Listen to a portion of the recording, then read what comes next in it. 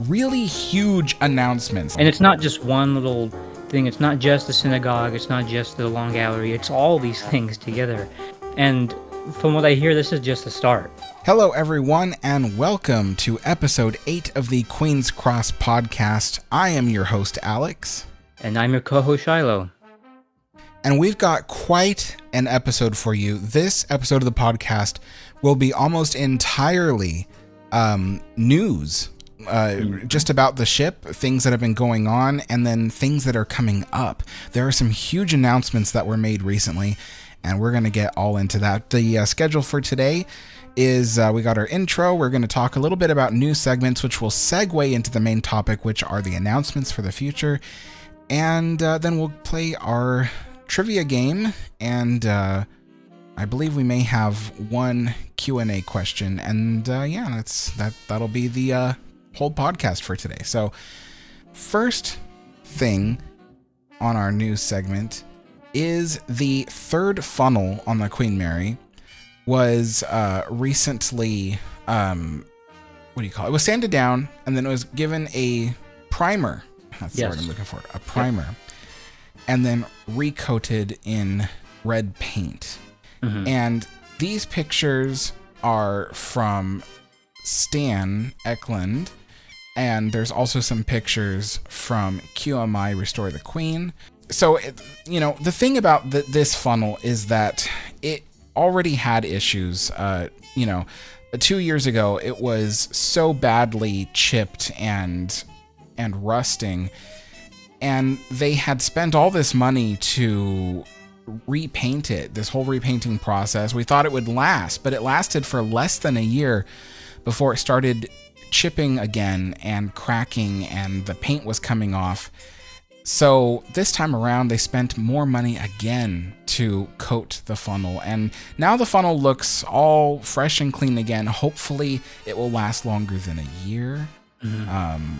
Another thing in the news is the Sun Deck wheelchair lift. They've added a Sun Deck wheelchair lift, and we had kind of reported on this earlier this year, was that they were cutting out a small section of stairs over by near the old Diana exhibit on Sun Deck. And if you don't know, there's 2 levels of Sun Deck. There's an outdoor level where the outdoor promenade is on Sun Deck. And then there's an indoor level, which is about 4 feet higher. And you have to go up a set of stairs just 4 feet high just to get inside. And so that always made the Sun Deck exterior promenade inaccessible to people with disabilities that prevent them from going up and down stairs, because there was no way for them to get down those stairs and onto the Sun Deck. So they would usually, if they wanted to go around a promenade of any sort, it would have to be on promenade deck where the floor was flat with the elevator level. But this new wheelchair lift will allow people to go from the interior Sun Deck to the exterior and so on, which is actually really cool. This is probably the first time ever that people in wheelchairs will be able to experience the exterior Sun Deck. I mean, yeah. Another thing that's going on, it's never stopped, is there's just general painting going on. I got another picture from QMI Restore the Queen of just painters going out and, touching up things outside. The exterior of the ship, it's really important that it always stays clean looking and freshly painted, because that is the whole presentation of the ship, is the exterior. I mean, granted, the interior is very important as well, but it makes a good first impression to see this ship with fresh paint. It's the first thing you see when you see the ship for the first time, is the exterior and the condition of the paint and the vibrance of it. But about that funnel, actually, I just remembered what I was going to say, was that, of course, we're probably going to get an influx of people saying, well, why don't they paint it orange like it used to be? And Shiloh and I always tell people, it's the sun fades the orange a lot faster, and it doesn't look as good when it does fade. At least with the red, when it fades to a lighter shade of red, which is a bit more acceptable. But it actually sometimes does fade into an orangey-ish hue. Yeah. But if you look at pictures of what the ship looked like in around like 2017-ish, when the black of the hull was pretty much ashy gray, and everything had really faded. If you look at those funnels, they look, yeah, they just, it's not even close to the right shade of what the faded new paint looks like. So yeah, and plus the red color for the funnels is now part of the whole logo and stuff for the hotel. Yep. So they're gonna try to match the funnels with, yeah, and they're gonna try to match the funnels with the logo. So I don't expect them to change it. The other thing too is that Cunard today uses a similar red color for their funnels, and of course the Queen Mary loves the Queen Mary management. I mean, they love the what's the word? The synergy, the synchronicity of being a former Cunard ship that gets occasionally visited by modern Cunard ships. So they want that Cunard connection, and so they're doing the red funnels. So that's kind of, a whole list of reasons why it won't change. Another thing in the news is that so management, they're trying what they can to accommodate, what the guests are saying. And one of those things is that there just weren't enough places on the ship to sit. And so what they have done is, I'm going to share a picture with everybody of the starboard promenade. I believe these pictures were taken by you, Shiloh, weren't they? Yes. The chairs on the starboard promenade. Yeah, where the model gallery is. Yes. Yeah. So they have these chairs, and I would say that they look very similar to the ones you can get on Amazon. So I'm pretty sure they are Amazon chairs.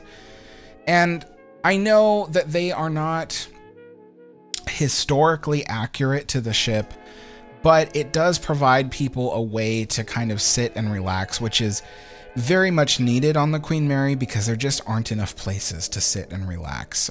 You really have to search for a place. From what I hear, it's actually not, those particular ones are not supposed to be permanent. That's just what they're using in place of whatever they come with next, from what I hear.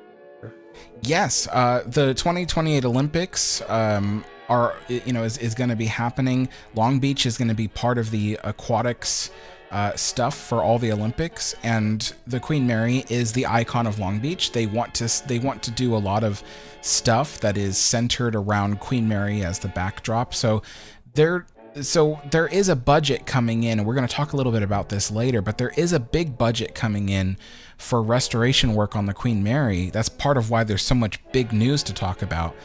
And part of that is that there's probably going to be a lot of more furniture coming to the Queen Mary, probably stuff that's a lot more historically accurate. So yeah, so these chairs, they might be temporary until they have something more historically accurate, but at least they're there to provide comfort, which is something that's really important. And another thing too, it's right in front of the Promenade Cafe, and I remember when people are waiting for their tables to be opened up, they only have a small selection of chairs actually next to the desk. So if there's more than the given amount of people that for chairs, they'd have to stand outside next to the models. And now that they have these chairs and things, they have somewhere to sit. So I think that's also part of the reason they did that. Yeah.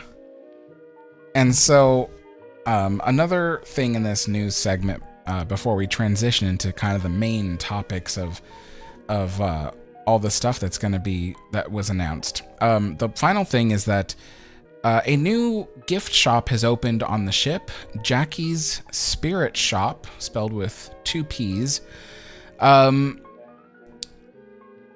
So let me preface this by saying that I myself have always expressed that I'm not a fan of the marketing of like the ghosts and the ghouls and stuff of Queen Mary, all the ghost stories. I do believe that the ship is haunted, but only with spirits that, you might feel a tap on the shoulder, you might hear whispering, you might hear footsteps down the hallway like I did.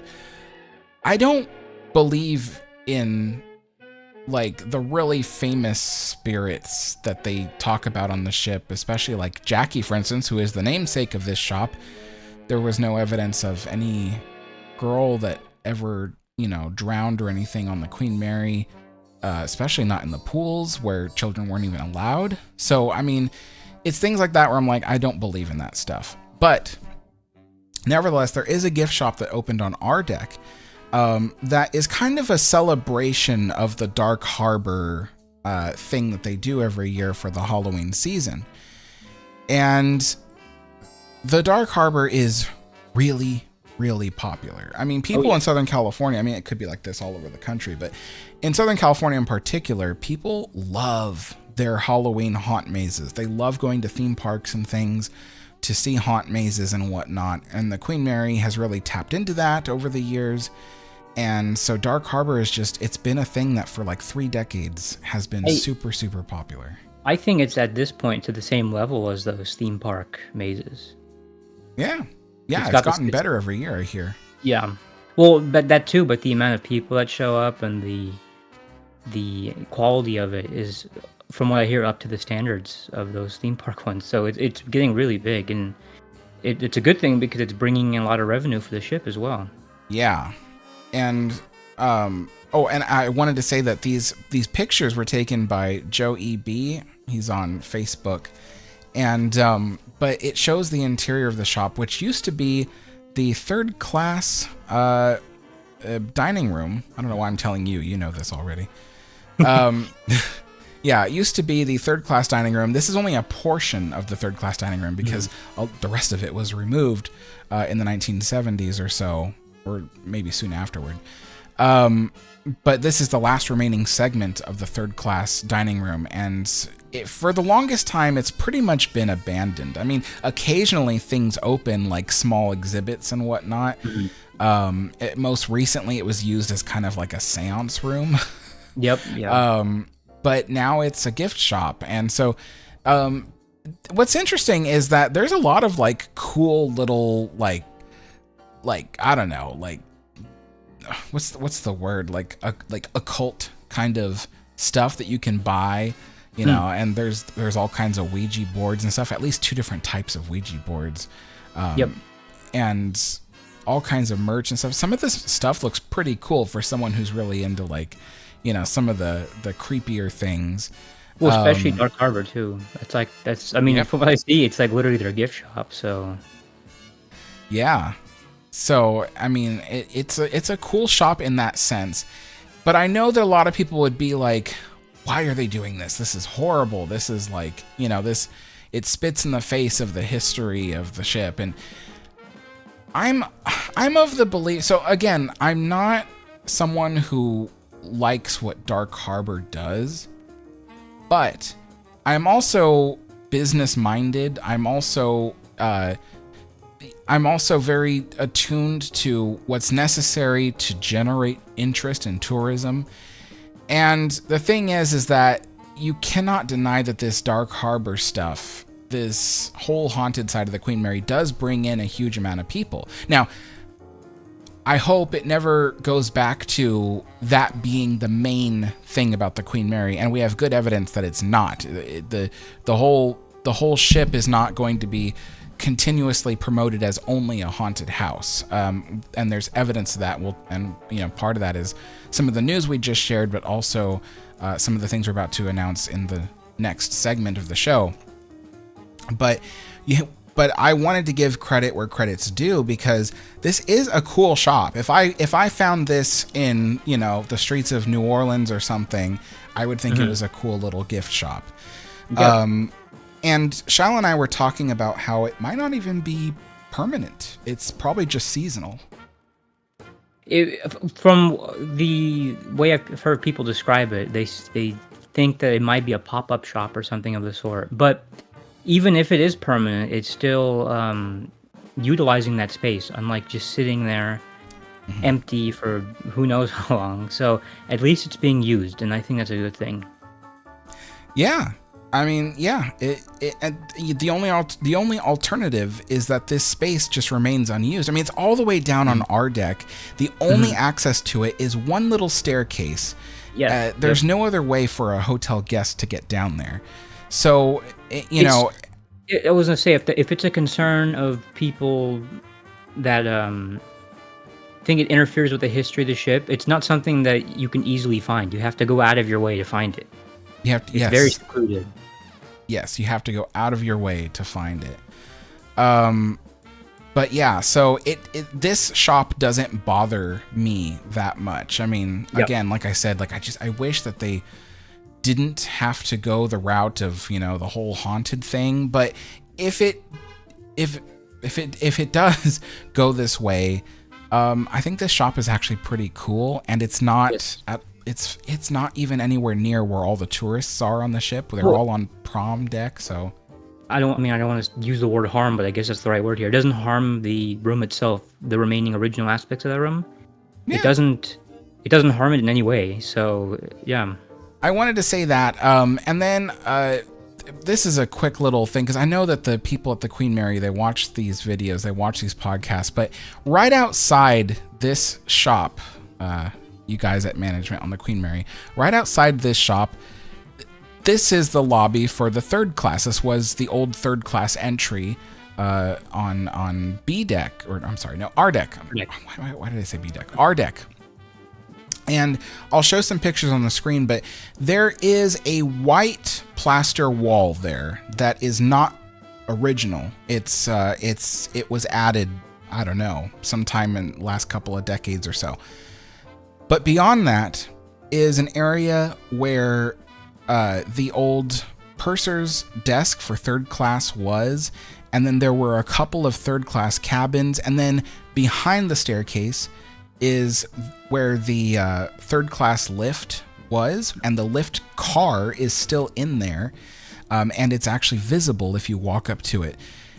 This area is behind walls. It's considered slightly backstage, and it was used for tours and things, but I do highly encourage management to consider expanding that boundary wall a bit further to allow people to walk around this area where the purser's desk used to be, and maybe even restore one of those staterooms into a third class cabin for display, because this would be a great way for people to go into a third class area, see the entrance to the dining room, see the purser's desk, see a cabin, see the elevator car, and enjoy the lobby as it sort of used to look.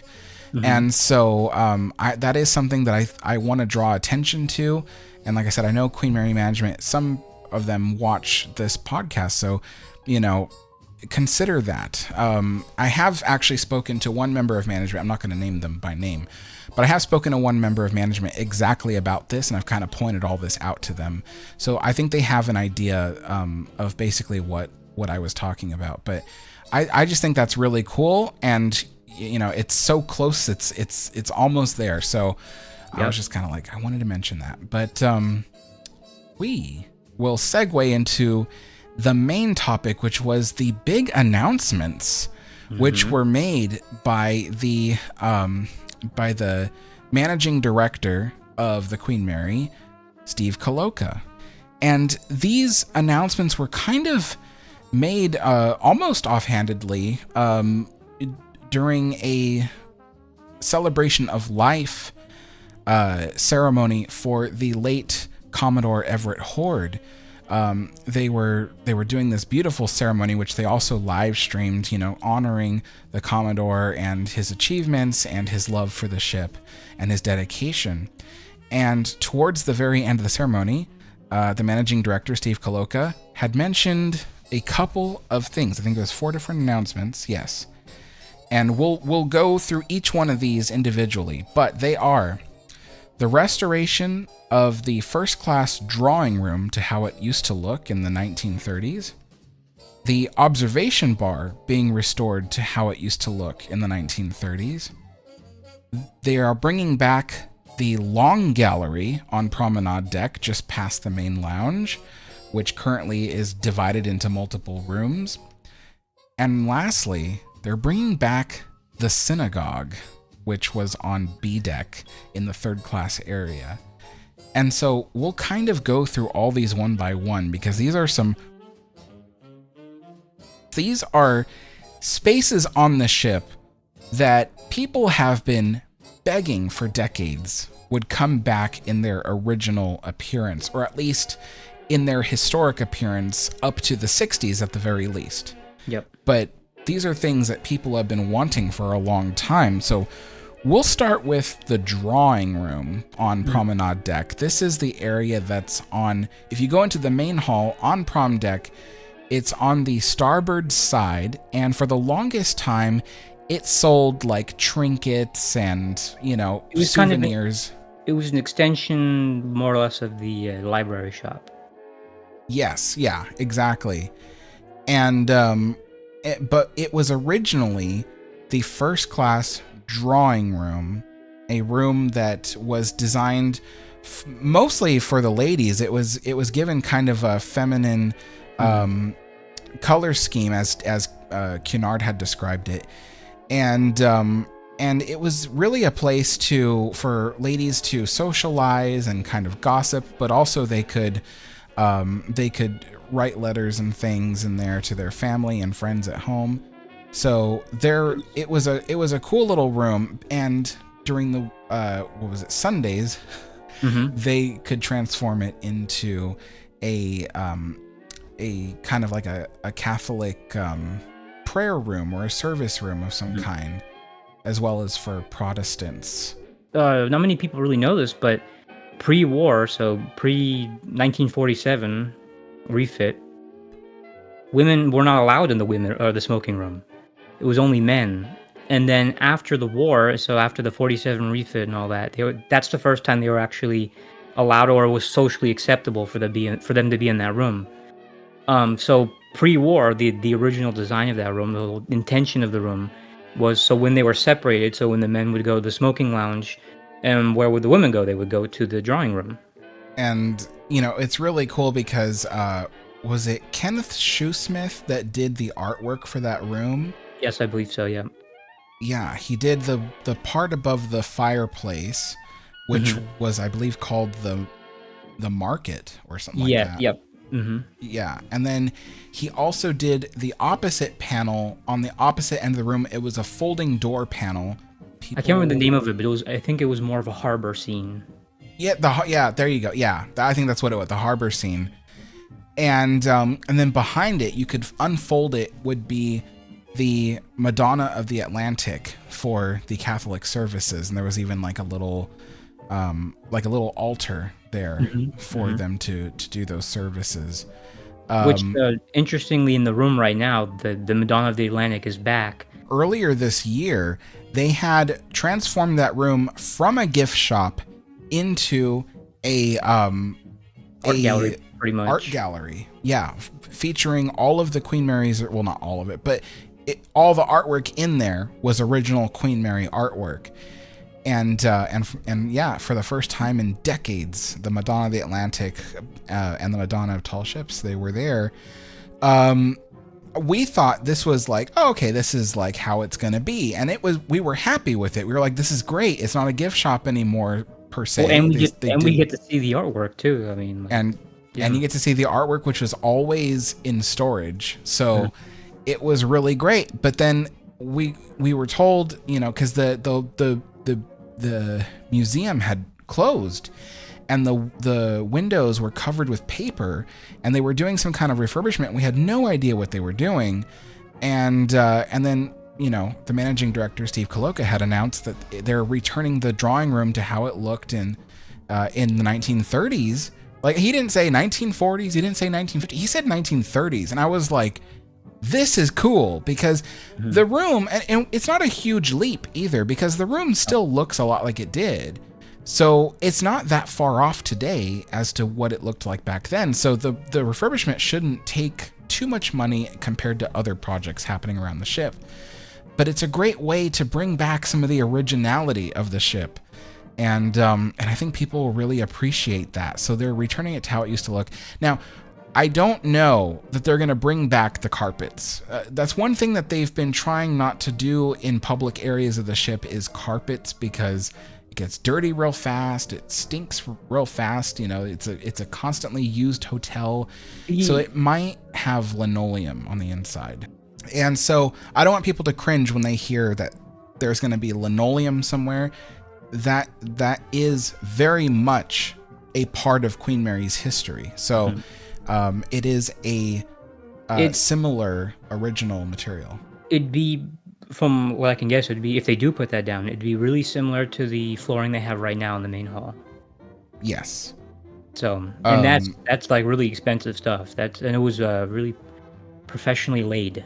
So it looks phenomenal. So if they do that in that room, then it will be up to that same standard. Yes. And another thing related to the drawing room is also the restoration of the observation bar to how it looked in the 1930s. So Coloca had said that there will be similar furniture to the original. So it won't be exact replicas, I think, because it would just cost a heck of a lot of money. Oh, yeah. Because that original furniture was so luxurious for even back then that if you tried to replicate it today, it would just cost you a fortune per piece. They would only realistically be able to recreate, down to the little bolt of holding the stuff together. They could probably only create 2 of them. Yes, exactly. I mean? As opposed to the entire room. Not to mention chairs, couches, and then if they do put the bar stools back, then those 2. So much stuff to account for. Yeah. But he did say that there will be similar furniture that looks like historically accurate, which is really good because, he also mentioned the carpets in the observation bar will be replaced with linoleum that looks just like the original pattern. He even said down to the red rooster, which used to be on the floor, the linoleum floor. From what I hear, it's still down there. I don't know the condition of it, but it is still there from what I hear. So I don't know if they're going to restore it or they're just going to overlay the same pattern over it. True, yeah. It could be a restoration or replacement. But yeah, I mean, the fact that he even mentioned the rooster that's there tells you the level of detail they want to go to bring the observation bar back to how it looked. Well, I think it shows you the level of how much they care too, because even with previous managements, they said we want to restore it, but they didn't specify anything. This is the first time that I've really heard, anybody mention down to the exact details of what they want to bring back. Yeah. I mean, and, Coloca, when he first came to Queen Mary, the very first thing he did, and this made me like him immediately, the very first thing he did was he went to the observation bar and he took down the sports bar TVs. Yes. Took those out because the place used to be, in the 80s all the way through the 90s and 2000s, it was a sports bar. And that's not how it was designed. It was designed to be a fancy cocktail lounge. Yep. And so Coloca, the first thing he did when he came in was he took down those TVs, and I was like, this guy gets it. I'm like, this guy gets it. I was so happy. I was like, this is great. So, and he's always promised that, that room would be restored. They were just waiting for the budget to come in for it. And of course, the city, they want to give the budget for that stuff, but they also need to see that management is bringing the place back into what they say the black, so it's earning money. It's not in the red anymore. And so the city has seen that now. It's been 2 years since they've started earning a profit, or at least more than 2 years actually. A little over. Yep. Yeah, because I think they started earning a profit just 3 months after they reopened. I was going to say they literally almost regained a little bit over the profit margin or whatever, literally almost immediately. Yeah. So it was no time to turn around the profits. Yeah. Yeah. So now it's unquestionable. It wasn't a fluke. It wasn't that the ship reopened in 2023 and it was so popular that it earned a temporary profit. No. It's been well over 2 years, and the ship is still consistently earning a profit. Usually when I talk to the purser's desk employees and I'm talking to them, most of the time I can bet on asking them what's the capacity of the cabins, and they'll either tell me it's sold out or it's close to being sold out. Yep. So that's consistently. That's not just like, oh, this is an off season, this is an off day. If I ask like, what's the availability looking like in the next few days, and I'll look, and it's usually close to being sold out. The ship has been very, very popular lately. I mean, it's unbelievable. So that is the story. That's what's going on with the observation bar. And let me. One thing I wanted to mention, because I know that the diehard fans will say, well, if they're going to restore the observation bar to how it looked in 36, does that mean they're going to downsize it? And to explain what I mean by that as well is the observation bar, when the ship was at sea, the promenade used to wrap around the observation bar. So you could be on, let's say, portside promenade and then walk in front of the observation bar all the way around to the starboard promenade. And so when the Queen Mary came to Long Beach, they realized they didn't need that wraparound anymore because there was really no reason anymore. No one needs the promenade for walking when you can explore the whole ship because she's, docked. So they expanded the observation bar into that wraparound promenade, which added, probably like 15 more tables to the place. And so while they are going to try to restore the observation bar to how it looked in 1936, I do not believe they're going to downsize it. I believe they're just going to keep the same footprint.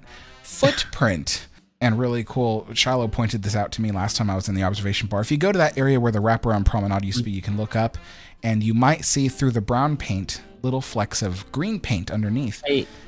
So the next part of the exciting announcements is the return of the Long Gallery, which is really neat. We've been talking about this for years.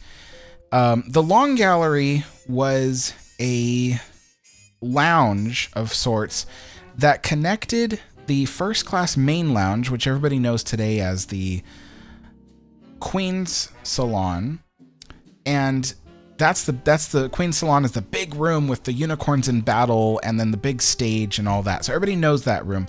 But that room used to be connected to the first class smoking room through the Long Gallery. And the Long Gallery was long. It was a big, long room. I think something along like... That's it. That's the name. It used to be well over 100 feet long, I believe. Yeah.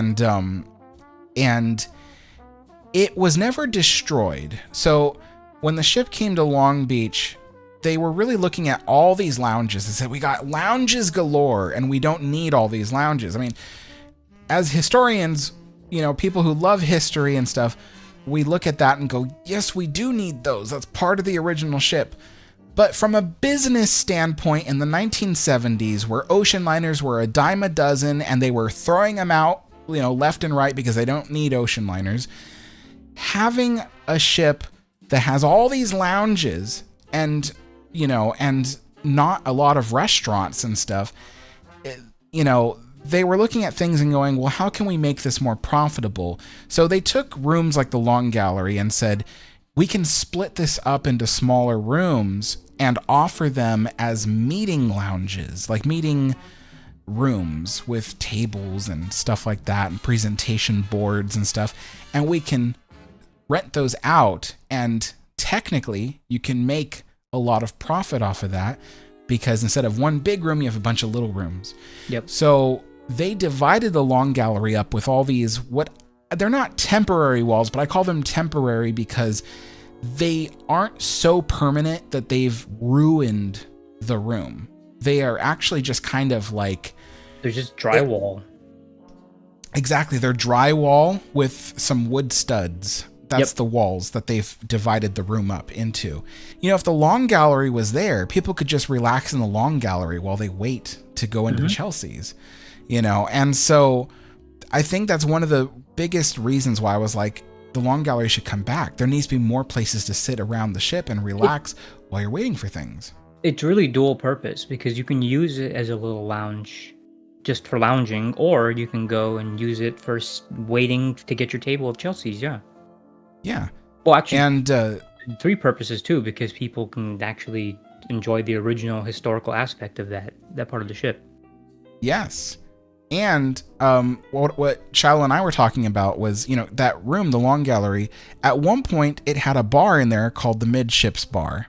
And I do not personally believe, I believe the Midships Bar will come back when they restore the Long Gallery to the Long Gallery.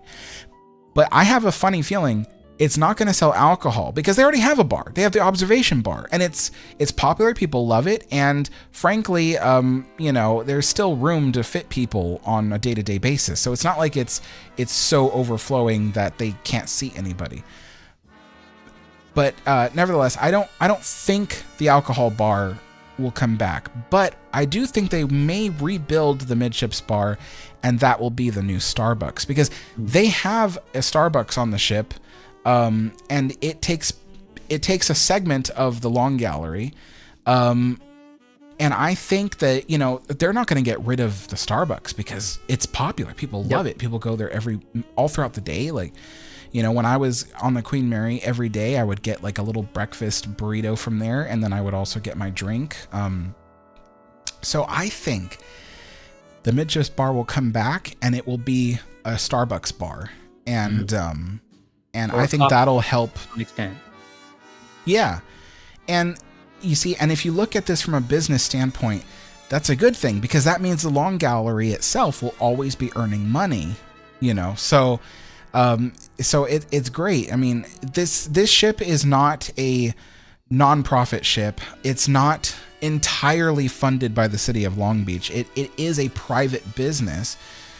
Just the way, like the Stanley Hotel in Colorado is a private business. It's a historic hotel, but it's a private business.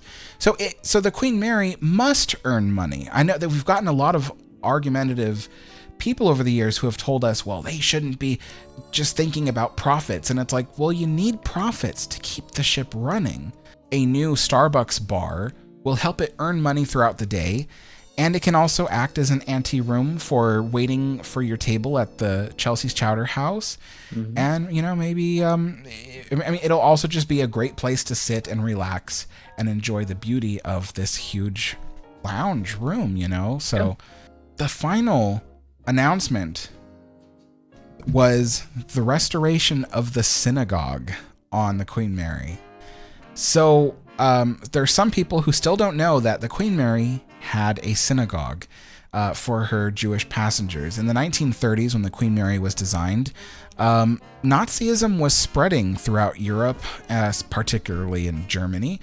And so there was a lot of pushback amongst the European-owned ocean line companies who were like, we want to show, because they had a lot of Jewish immigrants that were moving from Europe to the Americas, and they went by ocean liner across the Atlantic. And so these ocean line companies, including all the British ones, the French ones, the Holland America line, all that kind of stuff, they wanted to show how welcoming they were towards the Jewish immigrants. And particularly with Cunard wanted to build a synagogue on the Queen Mary to show the pushback against Nazism, against Hitler himself.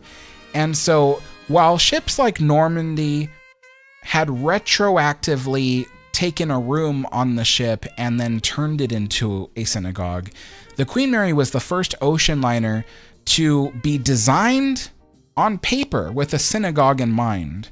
Mm-hmm. And so the synagogue was designed by famed architect Cecil Jacob Epperl. Britain's chief rabbi, J.H. Hertz, had kind of, for lack of a better word, christened the room, essentially, to have it officially be open. But yeah, so the synagogue was very small. I don't have the exact measurements in my head right now, but it was a small room, probably no more than 12 feet wide by 15 feet long. But it was beautiful, absolutely beautiful. I wish I could have seen more color pictures of it, because there's very few color pictures of it that at least I know of. Yep. I only have two as far as I think. I only have two that are in actual color. Yeah. And what's kind of cool about it is it's got a lot of streamline influence. It's also got a lot of like original, like square Art Deco influence, especially with the chairs and the benches, the pews. And then it also it had a Reed style crown molding that was very reminiscent of Egypt deco. Yes. Yeah. Even, so it was even the wood choices are kind of Egypt deco. Yes. Yeah. And then they had Hebrew words above every segment of the paneling, and I don't remember what they meant. Oh gosh, we have a page on it on RMS QM Wiki. So if you want to know more about this synagogue, it's all there. We put it all down. It's all documented. It's on B deck in the third class area. But anyway, this synagogue for the longest time, it meant a lot to people, particularly in the 1930s, because of trying to escape Europe. And there were many services held there. I mean, just imagine all these people who were escaping, essentially their deaths in Europe, and being able to sail to the Americas aboard the Queen Mary and hold their services and their prayers in this room and pray for their families and their loved ones who they left behind and all the people who they would never see again. The last, thoughts and prayers for those people were done in this room. It's amazing. It's a huge historical thing. So, but the thing is that after the ship retired in 1967 and then was turned into a hotel, again, the people who were turning the ship into a hotel were kind of looking at all the various rooms aboard the ship, the public spaces, and going, where can we sacrifice public spaces to, create more storage or create places where housekeeping can work and that kind of thing. And so the synagogue was looked at and they go, we don't really need this room. And so they started dismantling it, not destroying it, dismantling it. And, the scrolls, the Torah scrolls, which were kept in a beautiful Torah ark made of oak and Macassar ebony, the Torah scrolls were donated to a nearby Long Beach synagogue, which I believe still has them, if I have that correctly. The Torah ark is currently in the Magnus Collection of Jewish Art and Life. And they did recently restore it, and it's also been occasionally on display because it goes on a traveling display essentially with a bunch of other Torah arcs. But it still exists. The pews were given to a very small synagogue somewhere in California that really needed it. That synagogue has since moved and expanded into a larger building, so I believe those pews are now kept in their storage room. And the last thing they did when they dismantled the synagogue was that they took the wall panels off the walls and neatly stacked them in the archives at the bow of the ship. So all the wood panels, or at least most of them, should all still be there. If worst case scenario, they can't use those ones, they can, I'm pretty sure they can use those as reference for veneers or something. So at least they know exactly what they looked like. Yeah. So all this time, for the last 5, almost 6 decades, they've used that room as kind of like a spare maintenance room. Like it's had, all kinds of maintenance equipment in there and stuff, tools, all that kind of stuff. But it's coming back as the synagogue, and it'll probably be just a static display with like, kind of like the travel bureau where you can walk maybe 3 or 4 feet in and then there's plexiglass around you so you can't actually like step in and touch things. But they'll probably do the same thing with the synagogue where you can kind of like step in a couple of feet and then look around and see what the synagogue looked like. What's interesting was in May when I went to visit, I was walking by, and I'll show footage of this, I'll put it on loop or something. But I was walking by the synagogue, and the synagogue has 2 entrances. It's got the main entrance, which is in the 3rd class staircase area. That's the entrance everybody knows as the synagogue entrance. But there's a side door in the corridor, right across from room B340, actually. There's a side door that the 1st and 2nd classes would use to get into the synagogue. And that side door was open, and I was just happened to be walking by filming the hallway, and I saw that there was a maintenance guy in there clearing out the room. And so I made a couple of passes. I went back and forth just kind of for a while, just kind of seeing what's he doing. You know, is he emptying the room out? And it looked like he was emptying the room out. The room was huge and empty. I remember seeing pictures of it before where it was like packed. Filled. Yep. Like, yeah, just packed, like with all kinds of stuff. So they were emptying out the room. And I immediately was like, you know, I've heard rumors that the synagogue's coming back, but it was never confirmed. But in the back of my mind, I see him removing all the stuff from the maintenance room, but I didn't want to believe that the synagogue was coming back. I didn't want to fool myself into thinking that it was, you know. But with Koloka's announcement just last month,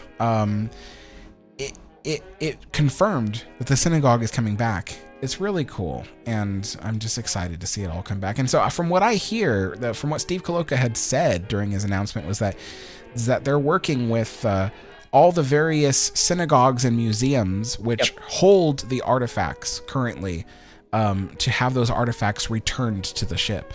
It's amazing. I don't know if all these artifacts are being signed off back into Queen Mary's ownership, but they could be on loan from all these various places. Which is better than having them not there at all, so... Exactly. It's better than not having them there at all. And I'm ecstatic about this. I've wanted to see this room returned to the Queen Mary for so long, and it's finally happening. So, yeah. And I want to say, with all these projects that were announced, all these things that are happening, all of it was really championed by the late Commodore Everett Horde. Oh, yes. Apparently, he was the guy in the back that was always saying, you know, we got to bring this stuff back. We got to get this stuff, you know, restored and returned to the Queen Mary the way it used to look. And he's the guy who helped it all move along. And so, I mean, you know, thank you, Commodore Horde, you know, for all that. I agree. I think, every time I spoke to him, he was always telling me about how there's artifacts in storage and archives that are never seen, but they're so beautiful and they should be seen.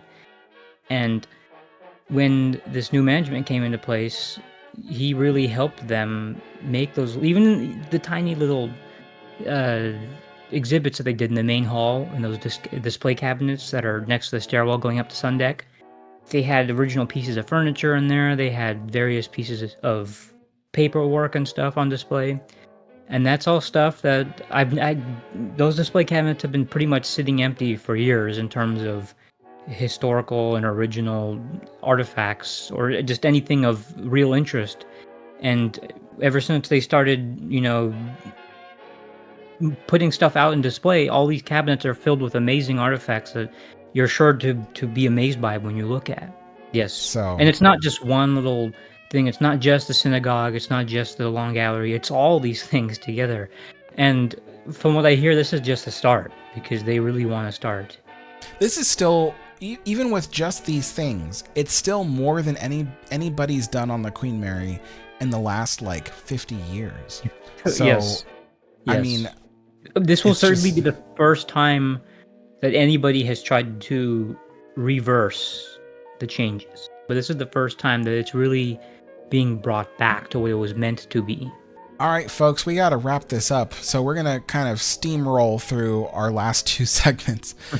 We do have a Q&A question from Scopes Films 152, which they ask, does Queen Mary still have her original steam turbines? And the short answer is yes. So the Queen Mary had two engine rooms, the forward and aft engine rooms. The forward engine room was removed to make way for the exhibit hall, which is essentially a large convention space inside the ship. But the aft engine room, which had two of the four engines, is still there, and you can still walk around those engines, and there's plaques everywhere where you can learn about the engines, and they take tours through the area as well, so a tour guide could tell you about the engines and how they worked. But you can still walk amongst that engine room and get a feel for how grand that space really was.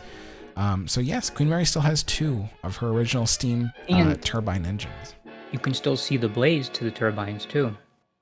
Yes, there's a spot where you can kind of peek into the engine and you can see the blades. Pretty neat. All right, so that was the one Q&A question we got. You guys, if you have Q&A questions, be sure to write them in the comments section. If it's something that I think I should answer immediately, then I will. But if it's something that I think can wait till the next podcast, then I'll tell you and I'll let you know. But we're going to go into our trivia game. This is where I ask Shiloh 2 questions, and then he asks me 2 questions, and we kind of go back and forth like that. And then we finally have one final question for the audience. So my first question to Shiloh is, true or false? During World War II, Queen Mary briefly sailed the Pacific Ocean, docking in San Francisco. Now, if I remember, this is a trick question because while she was in the area, she never went to San Francisco, but her sister did. Queen Elizabeth did, but Queen Mary never did. So false. That is correct. The Queen Mary did pass through the South Pacific, but she never went up north or even entered San Francisco Bay. That was the Queen Elizabeth. And on the screen, I'm showing a picture of the Queen Elizabeth docked next to the famous pier. In the picture, the pier isn't there, but I can't remember it either. I remember you were trying to find this out last There's a time. famous pier in San Francisco, which is kind of like an outdoor public mall, essentially. It's a famous pier. And the Queen Elizabeth was docked right next to it, because in the past, it was just a warehouse on that pier. But the pier is still there today. And in fact, the specific dock where the Queen Elizabeth had docked today is used for cruise ships to dock. So that dock is still in use. And the Queen Elizabeth was tied up there during World War II at some point on her way around the Pacific. So, which is crazy to think, if you ever go to that location, to think that the Cunard Queen was here, docked, tied up at this very dock. Never intended to be in this part of the world, and it was here. Yep. What is your first trivia question for me? My first is true or false, on the maiden voyage of the Queen Mary, on the return trip of the maiden voyage, so going back to England, was there or was there not the first variant of jukebox ever created, the first proper variant installed on the Queen Mary? I'm going to say you told me once that there was an advertisement for one, so that there must be one. But I have yet to see that advertisement. I have yet to see any evidence of where the jukebox was. So yes. So your final answer? So yeah. Yeah, so that's another thing.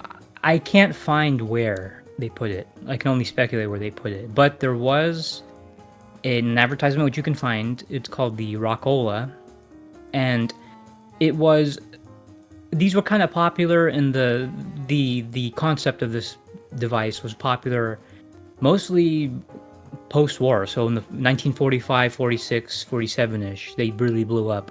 And what it was a combination of a radio with a phonograph, which did technically exist pre-1936, but this was the first one that had a automatic record changer. So you didn't have to sit there and change the records out. It does it for you. So it's technically the first variant of a jukebox ever created. And they had just come out with this. Rockola had just come out, which, by the way, Rockola still exists to this day.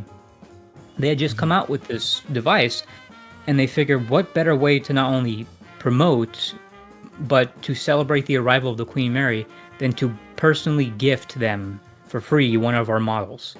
So they from what I read, they kind of came up with this idea last minute. So they packaged it in a wooden crate. They stuck it on top of a taxi or some vehicle. They tried to tie it as tight as they could, and they drove it as fast as they could down to the pier before the ship took off. And they loaded it onto the ship, and that very photograph of them loading it was what they used for the advertisement. And I don't know how long it lasted on the ship. I don't know what became of it, but it was there for a while. And from what I can understand, it was there up until at least the refit during the war. So, my second trivia question for you is, which non-dog animal was carried in Queen Mary's dog kennels on the maiden voyage? A. Goldfish. B. Chickens. Or C. Lizards? This one I know because we put it on the wiki, and it's chickens. Because Frances Day brought her own chickens on board. Because she wasn't very trusting of Cunard's ability to give her fresh eggs to her standard. So she brought her own chickens so she could get her own eggs. Which I'm still wondering how that whole process worked. That is correct. Yeah, I don't know how. She had 6 chickens brought aboard to lay her eggs for her morning breakfast. And they were kept in the dog kennels. And as far as we know, there were all kinds of animals that were brought aboard over the years. You know, everything from cats, as you might expect, to, you know, gosh, I don't know, all kinds of animals. But one of the most interesting, which is part of this multiple choice question, was the goldfish. There were about 40,000 goldfish that were transported at one time because they were being transported for some kind of conservation reason. They wanted to kind of deliver them. Which is kind of crazy to think about. If there's probably goldfish around swimming somewhere in Europe that are only there because they were brought, well, their ancestors were brought there by the Queen Mary. Yeah, so that's my second question. What's your second question for me? So when the Queen Mary first was in service, the centerline shop in the main hall, and for second class as well, the main big ticket shop was Austin Reed's. But in around 1964-65-ish, what did they replace that store with? It was still a clothing shop, but what was the new company? Oh, man. I'm not going to get it right, so I'm going to say I don't know. It was Simpsons. Oh, dang it. I knew I was going to recognize the name as soon as you said it. Anyway, folks, we got one more question. This question is for the audience. And a few hours after I post this video online, I will answer the question in the top of the comment section in a pinned comment. But for all you folks at home, RMS Queen Mary's third funnel was A, dummy non-functional funnel, B, an air ventilation only dummy, or C, a combination boiler exhaust and air ventilation funnel. Thank you so much, Shiloh, for joining me on this episode and helping to make these huge announcements about the Queen Mary, you know, all the stuff that's coming in presumably the coming year. Yeah, I'm rather excited to see what they do and to what other vast expanses that they choose to make in terms of restorations. Yeah. So anyway, folks, it's going to be really exciting. We're going to try to keep you all up to date. The podcasts will resume. Yeah, and tea times will resume as usual as well. So thank you all for watching, and we will see you all next time. Bye-bye, everybody. Bye-bye.